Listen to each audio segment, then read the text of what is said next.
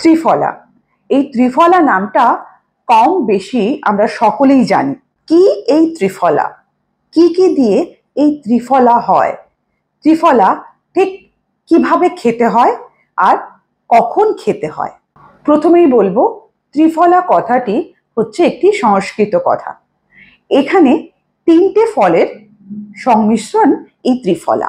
এই ত্রিফলা যদি আমরা খেতে পারি তাহলে ঝপাঝপ আমাদের ওজন কমবে। এই ত্রিফলা আমাদের রাত্রেবেলায় ভিজিয়ে রাখতে হবে আর সকালে ঘুম থেকে উঠেই খালি পেটে খেতে হবে। কি কি আছে এই ত্রিফলার মধ্যে? তিনটে ফল। নাম্বার 1 অমৃত, সেটা হচ্ছে আমলকি। নাম্বার 2 হরিতকি। নাম্বার 3 বয়রা। এই তিনটে সংমিশ্রণের হচ্ছে আমাদের ত্রিফলা। এবারে এই যে ত্রিফলা গুঁড়ো অনেক সময় আমরা বিভিন্ন রকমের ওষুধ খেয়ে থাকি, ক্যাপসুল। তো ক্যাপসুলের মধ্যেও কিন্তু এই ত্রিফলা থাকে, যেটা আমাদের ডায়াবেটিসকে কন্ট্রোল করতে ভীষণ মাত্রায় কাজে লাগে। ত্রিফলা হজম শক্তিতে ভীষণভাবে কাজে দেয়, তাই সাত সকালে এই ত্রিফলার জল খাওয়ার পরামর্শ দেন আয়ুর্বেদ শাস্ত্রে। আয়ুর্বেদ শাস্ত্র অনুযায়ী সকালবেলায় এই জলটা পান করলে আমাদের হজম শক্তি অনেকখানি বৃদ্ধি পায়।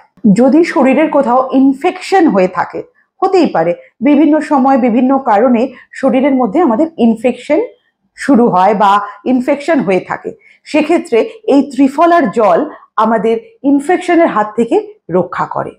অ্যালার্জি, ধরুন কোনো কারণে আমাদের অ্যালার্জি হয়েছে, সেই অ্যালার্জির হাত থেকেও কিন্তু এই ত্রিফলার জল আমাদেরকে রক্ষা করছে। অনেক সময় আমরা দাঁতের সমস্যায় ভুগে থাকি। দেখবেন অনেকের মাড়ি থেকে রক্ত পড়ে, মুখে দুর্গন্ধ হয়, দাঁতে ব্যথা করে। তো এই ত্রিফলা যদি আমরা ইউজ করতে পারি তাহলে কিন্তু দাঁতের এই সমস্যা থেকে আমরা মুক্তি পেতে পারি। দাঁত যদি হলুদ হয়ে যায়, এই ত্রিফলা যদি আমরা দাঁতের মধ্যে ঘষতে পারি, আমাদের দাঁত কিন্তু এই হলদেটের থেকে পরিষ্কার হয়ে যাবে। আর তাছাড়া দাঁতের ব্যথা বলুন, মাড়ি গামের ব্যথা বলুন, বা মুখের মধ্যে একটা দুর্গন্ধ সৃষ্টি হচ্ছে, এই ত্রিফলা কিন্তু আমাদের সেসব থেকে মুক্তি দিতে পারে। আজকাল সবাইকে অনলাইনে পড়াশুনো করতে হচ্ছে, ছোট থেকে বড় সবাই আমরা ল্যাপটপ, মোবাইল বা কম্পিউটার বা টিভির সামনে আমরা থাকি। এতে কম বেশি সকলেরই একটা চোখের সমস্যা রয়েছে। তো এই ত্রিফলার জল যদি আমরা খেতে পারি তাহলে সেই চোখের সমস্যার হাত থেকেও কিন্তু মুক্তি পেতে পারি আমরা।